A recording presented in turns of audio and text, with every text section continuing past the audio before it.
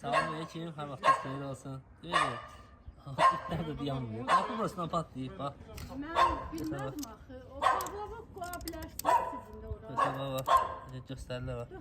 Bu şeylər var, boş şeylər də var. 90. Yəni müştəri ki, amma saxlamada təzyiq var bu işdə.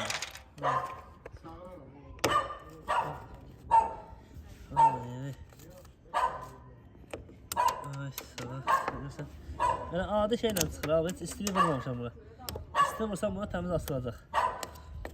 Beləncədən, indi inşallah bir dənə bunu park edib, yanı dikərik. Salamünaleyküm, bir daha hər vaxtınız xeyir olsun. Belə, bax, buradan patlamış, göstərəcəm olmasa. Bax, buranı sıf bax, deyim, xam maldan polterindən istifadə eləmişik. Həm suyun təmizləyir, həm də mükəmmələ görə. Zəmanə tərəf 5 il veririk. Bax, mesela paketini online izləyəni bir də buraxmır. Batlama səbəbdən yəni deyirəm, suyun altında qalmaqdan da bir də altının düzlüyüdür. Bax, bu əvvəl düz olub, sonra getdikcə natarazlıq olub, yəni patlayıb.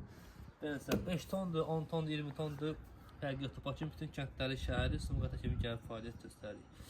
Xeyirli olsun, Allah xeyirli versin.